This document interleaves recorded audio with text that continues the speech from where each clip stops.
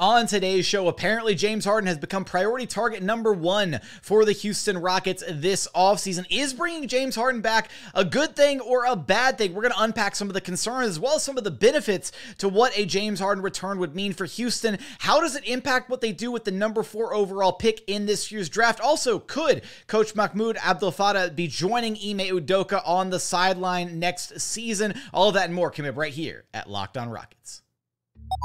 This is Mission Control, Houston. Ignition sequence start. The Houston Rockets select Jalen Green, Alperen Sengun, and Jabari Smith Jr.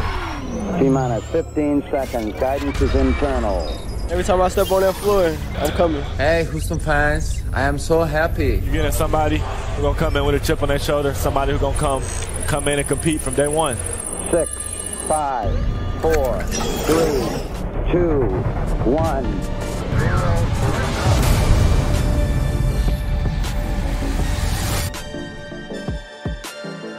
What's up, and welcome to another edition of Locked On Rockets, your daily podcast home for everything Houston Rockets basketball. As always, I'm your host, Jackson Gatlin, native Houstonian and credentialed media member. I'm also the host of Locked On NBA Mondays. Be sure to follow along on Twitter at JT Gatlin, and the show, of course, at Locked On Rockets, free and available wherever you listen to your podcasts, including YouTube. Go to YouTube, search Locked On Rockets. Be sure to like, comment, and subscribe. And as always, thank you so much for making Locked On Rockets part of your day every single day, whether it's on the way to work, on your lunch break, in the gym. Thank you for making LOR part of your day every single day.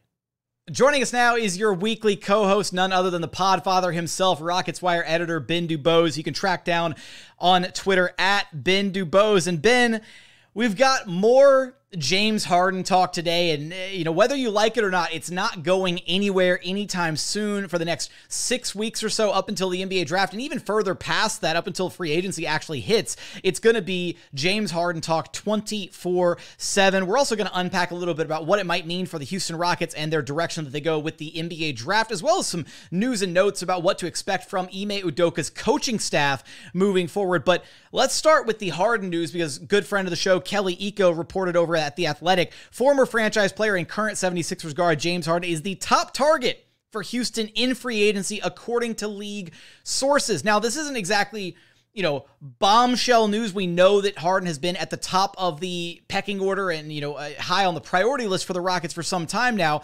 At this point, though, I've been sort of anti-Harden. I think that I have my, some pretty distinct reservations about the idea of bringing him back. I know you've been more in the pro-Harden camp at this point. So try and sell me on this, because I've got some very serious concerns about bringing him back to the Rockets.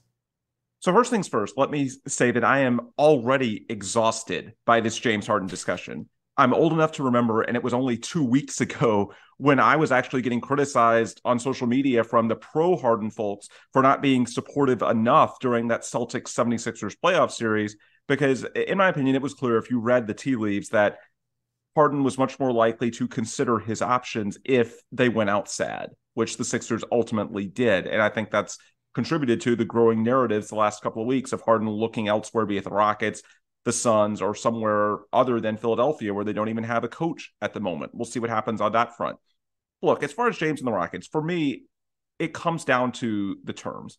I'm supportive within reason. I think the most persuasive argument that I've heard in all these months, and it goes back to the first report on Christmas when the rumor mill really got kicked up into overdrive.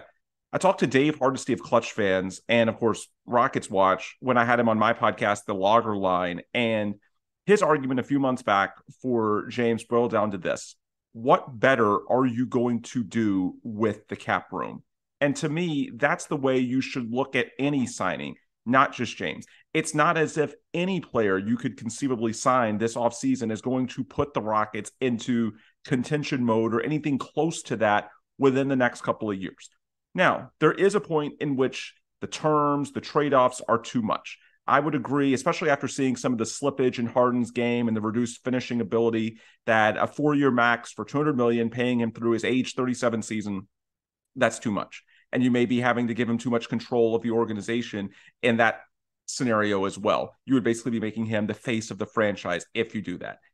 For me, that's a bit too much, especially when you consider not just the age, but also the decline we saw late in the year as, and this happens with a lot of older players, he's going to turn 34 years old this summer, as really the mileage started to creep up with the workload he took on this season. So I would say there are certainly limits, and I would say 4 years, $200 million is definitely one of those for me where it's too much. But if he is willing to sign on a relatively team-friendly deal, for me, it's no more than 2 fully guaranteed years, something similar to Chris Paul in Phoenix, albeit for closer than the max. The point is conceptually the same, in which there's only a couple of seasons that are guaranteed, and the rest, while it might look like a 4-year deal, it's really not, because the team has some outs if they need them due to his age and the likelihood that a player in that age range could potentially decline. If his interest in Houston, and there's been enough leaks to this point that I think it's genuine, makes him willing to take a short-term deal, then to me, a guy who averaged 20 plus points, 10 plus assists per game on strong efficiency, led the entire league in assists, would instantly make you relevant, and placing many of your top prospects, Jalen Green, Jabari Smith Jr., whoever you pick at number 4 overall this year, into a contending environment. If the terms are friendly, I have a tough time seeing what you can do better with the cap room. That's the argument that Dave made to me, and it stuck with me all those months. The bottom line is that the Rockets, coming off 3 consecutive years with 22 wins or less, they're not super attractive on the market right now. Players are not beating down the door to sign with the Houston Rockets, especially not on a value deal. This is always, whether you sign James Harden or anyone else, about building a bridge to 3-4 years from now when you're actually ready to contend. And the odds are, for financial reasons or otherwise, whoever you sign this summer probably is not going to be on your roster 3, 4, 5 years from now by the time you're actually trying to contend. So the bottom line is, how do you get from point A to point B? It's unlikely that whoever you sign this summer is going to be a role player for you for the next 10 years as you hope to build a sustainable contender. That's not the way the modern NBA works. It's about the transition process. And for me, if the terms are right, if James answers the questions appropriately in the interview process, in terms of hopefully this time being just 1 of 15 and not having the organization run around him the way it was for his first 8 seasons in Houston, then yeah, I'm open to it, because when you look at his on-court value, I just don't know how the Rockets can conceivably do much better than that from a value perspective with that cap space this summer. And I think where we get into some of the areas of immense concern for me and many others is, how this decision potentially maps out the rest of the Rockets offseason, which we're going to unpack a little bit further on. I want to point out, I'm in agreement with you, Ben, to an extent, right, where to me it's about 2 different things. It's about the expectations of a Harden return versus also the logistics of a Harden return, right? I think right now it very much feels like, majority of Rockets fans and potentially, the organization as well are kind of on the same page from the expectation standpoint, where nobody thinks James Harden is coming back to win you titles. If James Harden comes back to Houston, it's very clearly signaling a different stage in his career where he is moving on from, pursuing titles, that kind of thing. There's been, again, some reported, news about the fact that, Harden coming back is, has reasons aside from just the basketball component to it, wanting to come home, wanting to be closer to his family, that it's deeper than basketball, all that stuff. And so I think we're all on the same page kind of on point number 1, but then logistically is where I get the cutoff again. 4 years, $200 million. And I know you make the point, right? It's about bridging the gap between the here and now to when this team is actually, ready to take those steps, 3-4 years from now, being a contender, and that it's unlikely for any role players that you might sign this offseason to be able to bridge that gap. I just think that when you look at the way moves are done at the NBA level, right, having 2 to 3 role players and having guys on, various deals of, 20 million here, 25, 15, whatever, being able to cobble together a potential trade further down the line for whoever the next distressed asset is, for whoever the next superstar is that becomes available to be able to be maybe that final piece to put you over the top further down the line. I think that suddenly you don't have that option anymore. If you got a James Harden on the books for $50 million or even $40 million, that becomes a much harder piece that you lose all your flexibility. You are locked into that guy for 4 years. I actually don't entirely agree. I think, number one, you will have some flexibility because you still have the very trade-friendly Kevin Porter Jr. contract. And if he's not your point guard, then he's less important to your long-term formula. It's only trade-friendly for 1 year.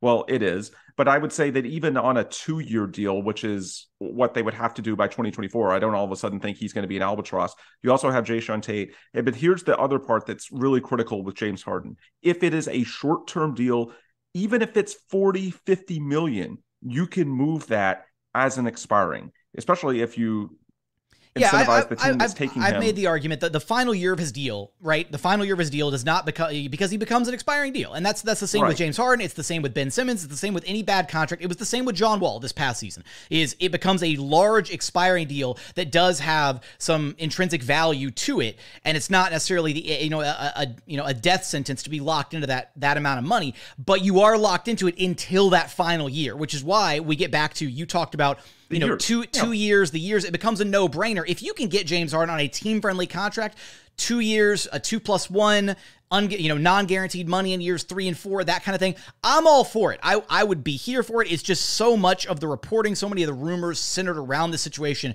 have pointed and painted the picture that he wants a 4-year max. And that's where the cutoff is to me. I want your thoughts, though, here in a moment about what would an ideal contract look like. We're going to lay out the terms, that kind of thing, the money behind it. We're going to get there in just one moment. But first, today's episode is brought to you by eBay Motors. For a championship team, it's all about making sure every player is a perfect fit. It's the exact same when it comes to your vehicle. Every part needs to fit just right. So the next time you need parts and accessories, head to eBay Motors. With eBay Guaranteed Fit, you can be sure every part you need fits right the first time around. Just add your ride to the My Garage section and look for the green check to know that the part will fit or your money back. Because just like in sports, confidence is the name of the game when you shop on eBay Motors. And with over 122 million parts to choose from, you'll be back in the game in no time. After all, it's easy to bring home a win when the right parts are guaranteed. Get the right parts, the right fit, and the right prices on ebaymotors.com. Let's ride. eBay Guaranteed Fit only available to U.S. customers. Eligible items only. Exclusions apply. And continuing on here at Locked On Rockets, your daily podcast home for everything Houston Rockets basketball. So, Ben, when you're looking at a potential James Harden deal, and for everybody who's watching, for everybody on YouTube, drop your terms. What would you be comfortable with for a James Harden contract? Let us know in the YouTube comments. Ben, what are you looking at when you think a friendly deal for James Harden to return to Houston? Where is your absolute cutoff? What is the most you would be willing, if you were the Rockets, to commit to in a James Harden return at this point? To me, it's pretty simple. I would say 2 fully guaranteed years. Yes, at the max. You can make an argument, as you said, for tradable salary, but I think there's still a way that even James Harden at the max, close to $45-50 million in average annual value, you can still have tradable salary between, mentioned Kevin Porter Jr., Jae'Sean Tate. You'll still have some room this year to make an additional signing, perhaps a Bruce Brown type, and you'll also have the room exception. You can potentially send KJ Martin into restricted free agency and give him a new deal that makes him trade eligible as well. And then if we're talking about Harden on a short-term deal, then once Harden gets to the last year of his contract, as you just laid out, he's tradable as well. So I'm not that worried about the tradable salary angle. I've seen some trying to draw a hard line with the salary the first 2 years. I honestly don't see why. You have a pretty full rotation as it is between the starting lineup from last year. You're adding a super high lottery pick this year. In this hypothetical, we're talking about Harden and at least one other player. And you already have 7 players from last year in your rotation, plus the draft picks, plus the guys we're talking about. I don't see a point in drawing a hard line in terms of what the average annual value is as long as the deal is short. If you can get James Harden on a 2-year deal, I don't mind giving him the max because, quite frankly, I don't know what you would really do with that money. Where are you going to fit that guy in the rotation? And you can figure out the tradable salary in other ways. So for me, as long as it's not a long-term deal, I would give him the max, but I would just draw a hard line after 2 years. Maybe give him a small partial guarantee for year 3, but make it an amount that's much less than certainly the max.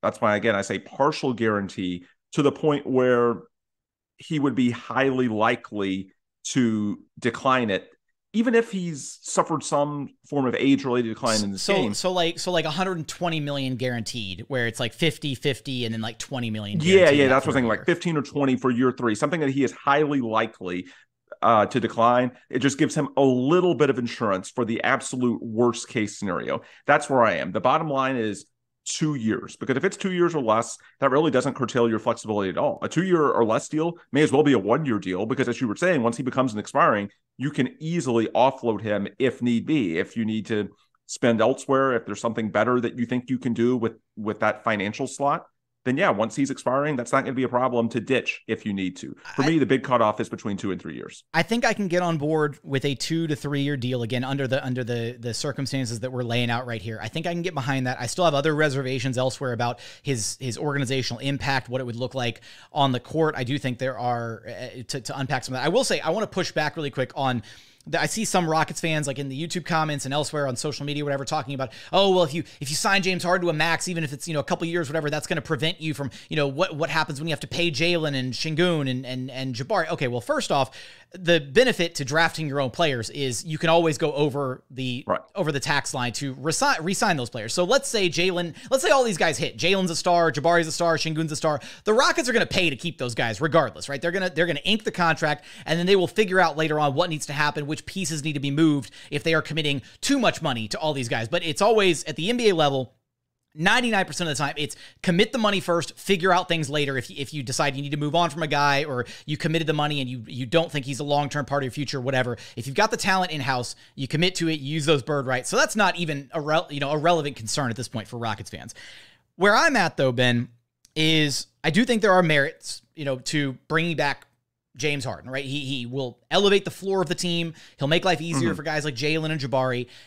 It's actually really funny. I thought Paul George, was really kind of hit the nail on the head in some of his comments in his podcast with Jalen Green, at least on the front of saying, he'll make life easier to an extent, but there is just, again, if you bring back James Harden, you're committing to playing Harden ball. You're committing to playing a certain style with James Harden dominating the basketball when he's on the floor for the minutes he's on there. He's not going to suddenly change how he plays in, at age 34. He's not going to suddenly be an off-ball threat. He's not going to suddenly be a guy who's moving around.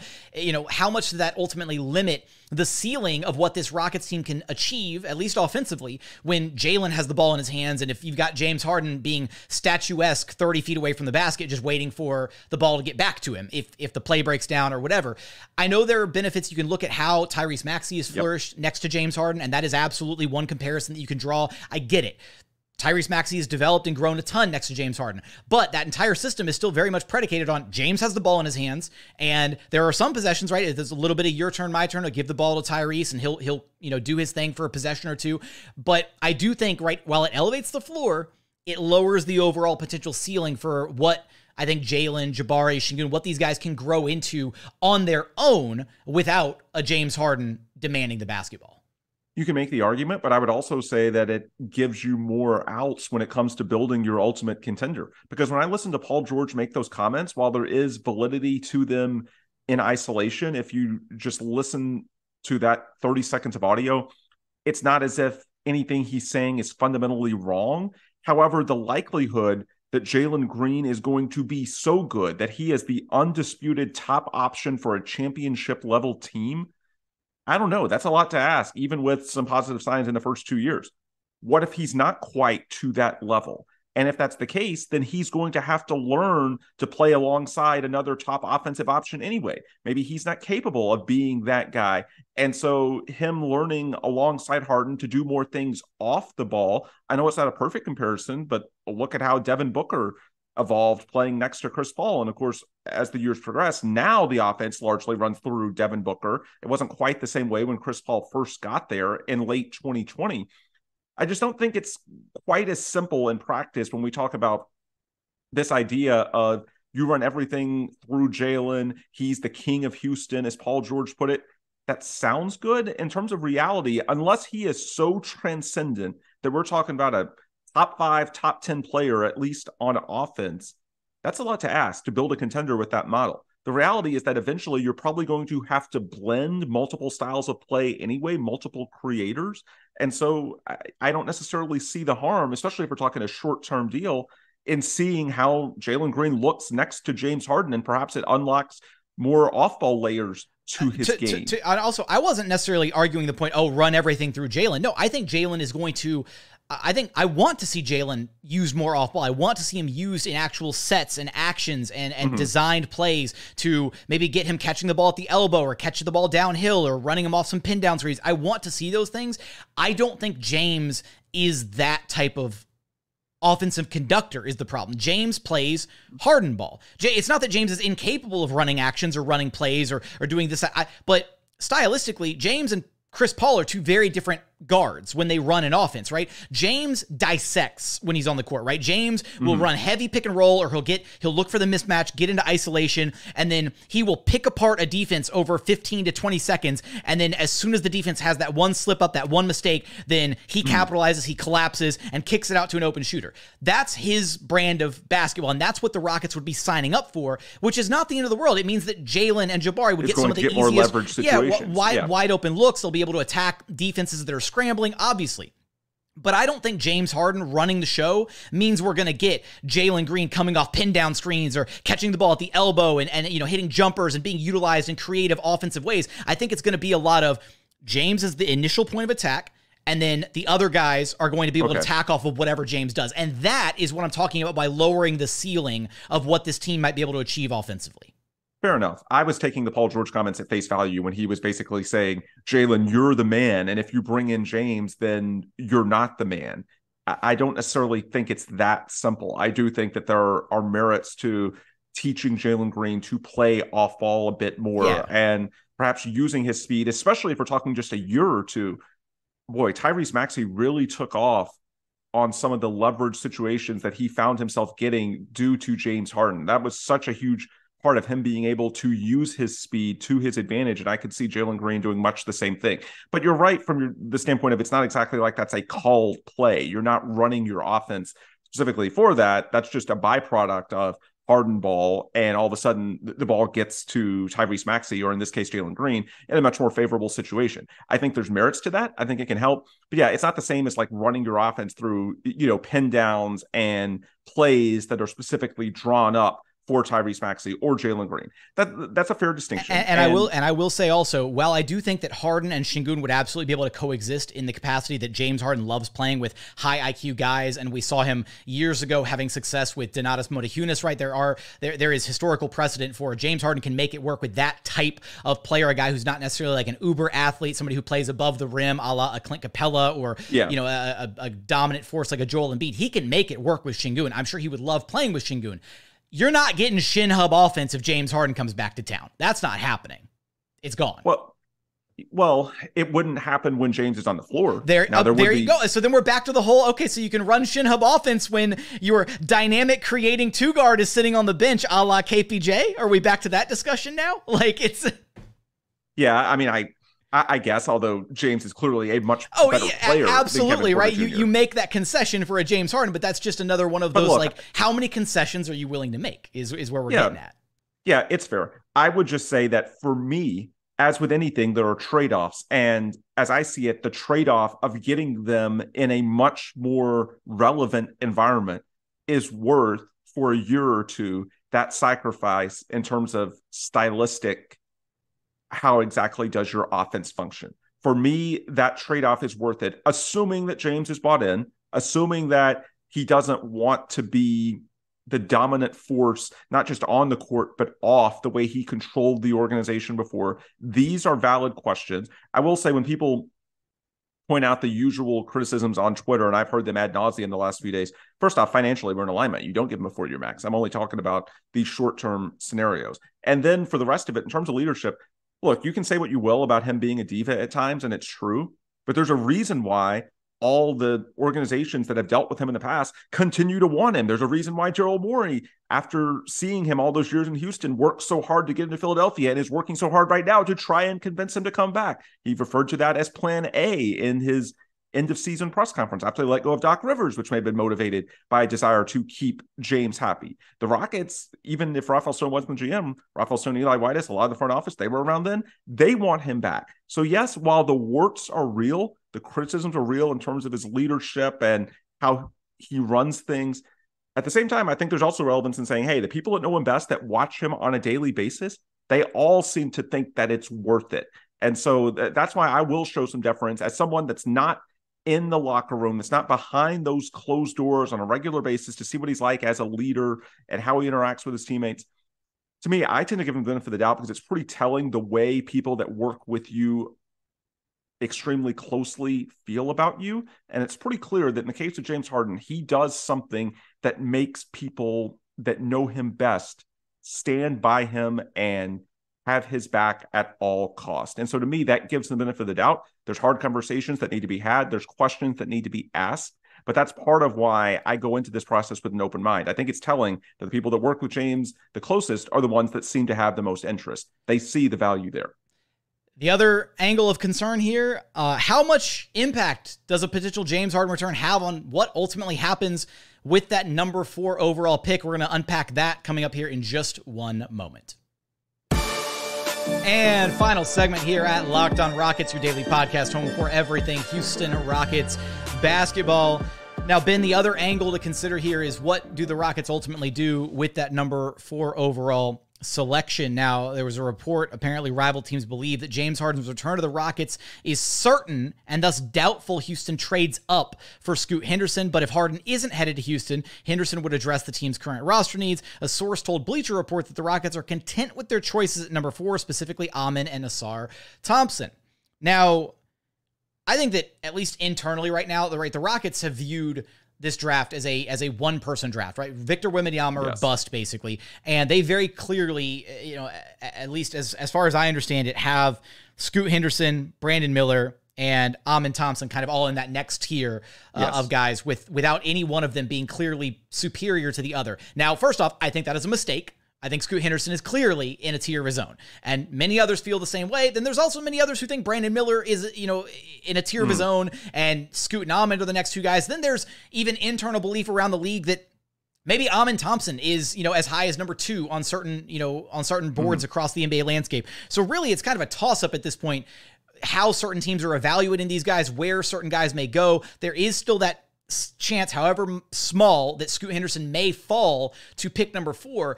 Where I am a bit concerned, though, is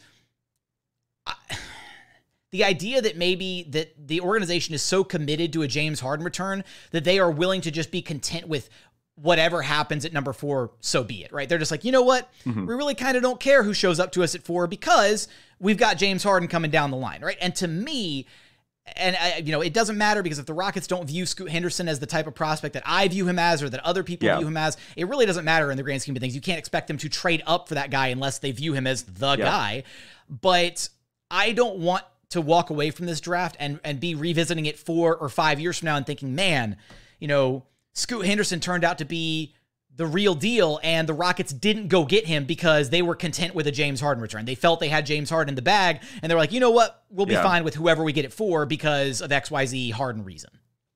So I would agree with you if that were the case. I just don't think it is. I think it's very important this time of year to try and distinguish between what's reporting and what is supposition. And in the case of, for example, I think it was the Bleacher Report article this morning, there was some real reporting in there that the Rockets like both of the Thompson twins. I believe it was that article. It might have been Kelly Ecos.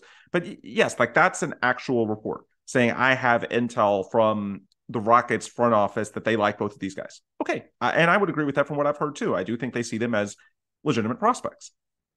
However, what's supposition is this rival executives think.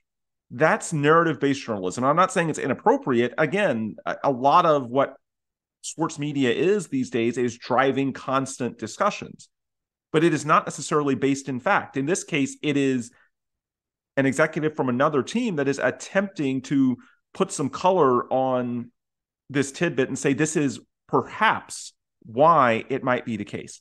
Every time I have talked to the Rockets, they have denied quite strongly this idea that there's a correlation between any free agency pursuit and what they do with their draft pick. The bottom line is, especially when we're talking about James Harden, who's going to turn 34 years old this summer, we're talking about him as a 1 or 2 year stopgap. And I should point out, it's not just the conversations between me and you. Every time I have talked to people within the building at Toyota Center, be it about James Harden or anyone else, what it comes down to is terms and value. I don't get the sense that there's any player, not even James Harden, that they are saying, this is clearly our guy. We will go whatever we have to go to make the deal happen, i.e. a 4-year max. I have not gotten that sense at all. To me, everything is conditional about terms, what the trade-offs are, what the value is. And I just cannot see the Rockets in this scenario where we're talking about basically, even with bringing Harden back on a short-term deal, you made some fair points that stylistically there are some things you're going to have to give up with regards to, running your offense through Sengun. Exactly how is Jalen used? Those are fair points. I don't think, and the same could happen with whoever you draft at number 4 overall in this configuration. I don't think that you're already making these trade-offs, and then on top of that, just for 1 or 2 years that you're not going to contend anyway. That's part of why nobody's worried about Harden's playoff flameouts, as some people like to put it. It's not like they're trying to contend anyway. Why would you, given all of those trade-offs that are already there, let that impact what you do with an asset as prized as the number 4 overall draft pick, one of the only 4 lottery picks there is? It doesn't make sense to me. The Rockets push back on it pretty strongly. Again, if there's actual reporting out there that says, I've heard the Rockets are waiting the potential return of James Harden in what they do with the number 4 pick, okay, that's fair. We can talk about it.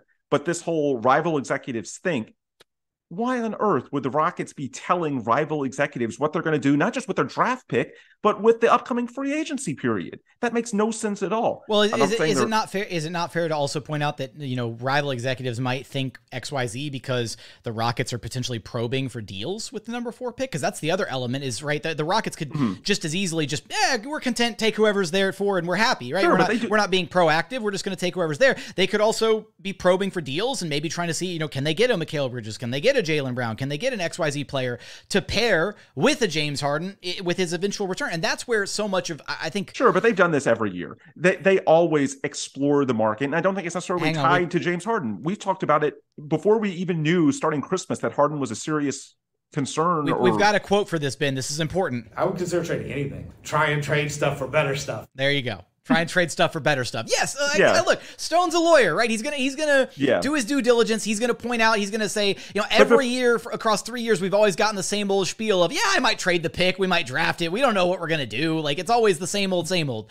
But before Harden even became a concern for a lot of people, we had talked about if the Rockets don't get Victor, then maybe they do consider dealing for a more veteran, not necessarily somebody in his 30s. That's too extreme because, again, you do want to set yourself up for, potentially building a sustainable contender a few years from now, but someone who's a bit more ready to win now when you already have so many young prospects like Jalen and Jabari and Sengun. We've talked about that for a long time, going back to last offseason. So I don't think that's necessarily indicative of what they're going to do. It's interesting. I think it's noteworthy to talk about it in a hypothetical sense, and I'm in agreement with you that they should not do that. Let James Harden. I don't even agree. I've seen some say that, maybe James Harden returning and Scoot Henderson isn't the best idea. I don't agree with that. I think you can absolutely have both of them. For starters, James Harden's going to be 34 years old. He's going to have maintenance games. He's also going to have, in my opinion, at least 16 minutes per game that he sits on the bench, especially when we saw what happened to the Achilles this year. That's 16 minutes, hypothetically, that you could give Scoot Henderson to run the offense by himself. And then the other 15 or so, he could play alongside James Harden the same way we saw Chris Paul do for a couple of years. That's where I push back on that immediately, because again, Chris Paul was already a Hall of Fame point guard at that point. He didn't need reps or runway to develop and get better. And Harden playing alongside Scoot Henderson, do you think James is really going to be willing to sacrifice 15 minutes per game to give the ball to Scoot Henderson to let him make mistakes within the offense? There's not. I don't think there's a chance in hell. If he's not, then I don't think you sign him. And that's the saving grace at this point is if you are still in the no James Harden camp, the anti James Harden camp, you need to adjust and redirect all the prayers that you were directing towards Wemby and adjust them and direct them towards praying that Scoot Henderson falls to pick number 4, because there is still a sliver of a chance that happens. And if that happens, I think it absolutely is the one thing that does change the potential calculus on a James Harden return. Amin Thompson, Asar Thompson, whoever, cool. You draft them. You probably don't even start them. You bring them off the bench, bring them along slowly, maybe a la a more, a Benedict Mathurin kind of approach. Let them learn under the tutelage of a James Harden type. Cool. You do that. It's going to also, if you draft Amin Thompson, his shot's broken. You need 2 to 3 years to fix that shot anyways, to get him back to a place where it's even, a passable shot. So he's kind of a project pick anyways. But if you get Scoot Henderson, a guy who is ready to be an impact guy right from day one, a guy who addresses that big need for the Houston Rockets at the point guard position, I think it absolutely changes how heavily the Rockets do intend to potentially pursue James Harden this offseason.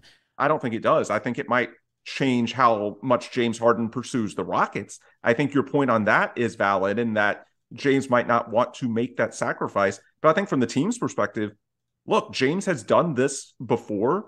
They want to think best asset available. James is clearly the most talented guy they can go after in free agency. And if ultimately they draft Scoot, it's because they believe that he's the best guy on the board at 4, or maybe even they trade up for him. They take big swings. They think in terms of upside. And there are ways that it can work. Again, for starters, half the time Scoot would be on the floor by himself anyway. And then in terms of the 15 minutes per game, which is not a monumental amount anyway, is it perfect? No. But there are sacrifices that each of them can make, especially in the short term. When we're talking about basically just a 1 or 2 year Band-Aid as it is, could be as short as 1 year. You could potentially offload James Harden as an expiring, as we talked about earlier. I don't think the Rockets would be closed off to that deal. Now, your point earlier about James, I think he might not want to make that sacrifice, especially if the Sixers are trying to win now and Daryl Morey is willing to move heaven and earth the way he has in the past to give James everything he wants. Maybe that makes a return to Philly more lucrative. I don't think necessarily would make the Rockets less interested.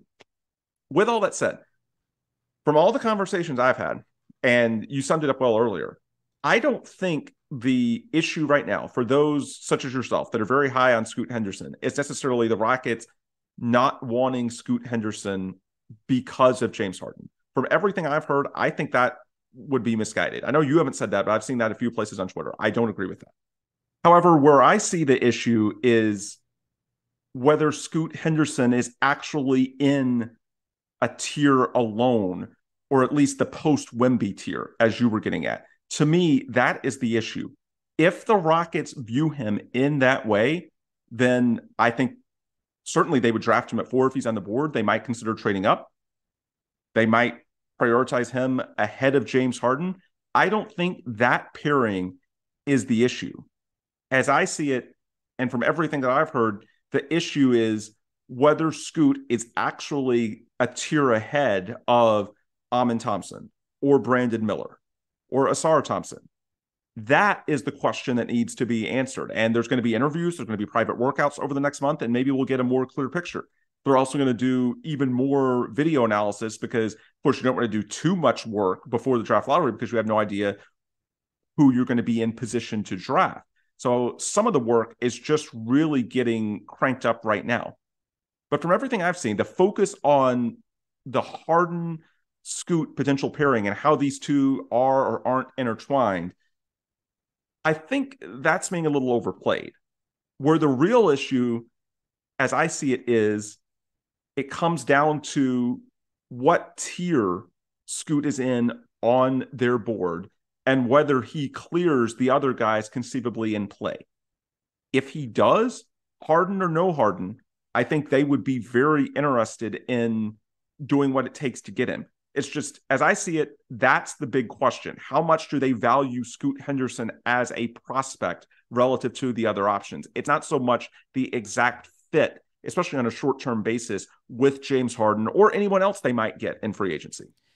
Well, James Harden dominated much of this podcast, much the way that he dominates the basketball when he's on the court. Thank you for teeing me up for that one, Ben, via our messages earlier. It is worth noting, though, that there is a tidbit regarding the Houston Rockets assistant coaching search via Kelly Iko, saying that at least currently at this point, it's not quite known what the future will hold with assistant coach Mahmoud Abdel-Fattah. However, he was a part of the Rockets contingent doing NBA draft combine activities, and he's been a regular at the facility since the conclusion of the regular season. Look, you know, I said recently that between Mahmoud and John Lucas, if I had to place a wager on who I thought had a better chance of returning to the Rockets coaching staff and still being an assistant this next season with Ime Udoka, I think Mahmoud probably is going to stick around. The Rockets have had Nick Nurse and Chris Finch kind of come up through the ranks and do the G League stint, and they've had, you know, relative levels of success in their own right. Obviously, Nick Nurse, championship level head coach at the NBA level, and they are internally very high on what Mahmoud brings to the table, and I think he fits exactly the type of mold and the type of assistant that Udoka would love to have on his staff. Iko did also mention, though, that Rick Higgins and Lionel Hollins are unlikely to return moving forward. Ben, on that note, you know the drill. Let everybody know where to track you down at, man. Yep. Ben DuBose on Twitter, the Rockets Wire on Twitter, the Logger Line on Twitter, and rocketswire.usatoday.com for all of your daily Houston Rockets news coverage. And that's going to do it for another edition of Locked On Rockets. As always, thank you so much for checking out the show. If you haven't done so yet, please consider subscribing wherever you listen to your podcasts, Apple, Spotify, Google, the Odyssey app. Free and available on all podcast platforms. We're also available on YouTube. Just go to YouTube, search Locked On Rockets. Be sure to like, comment, and subscribe. But as always, thank you so much for watching. Thank you so much for listening. And we look forward to having you back right here at Locked On Rockets, your daily podcast home for everything Houston Rockets basketball.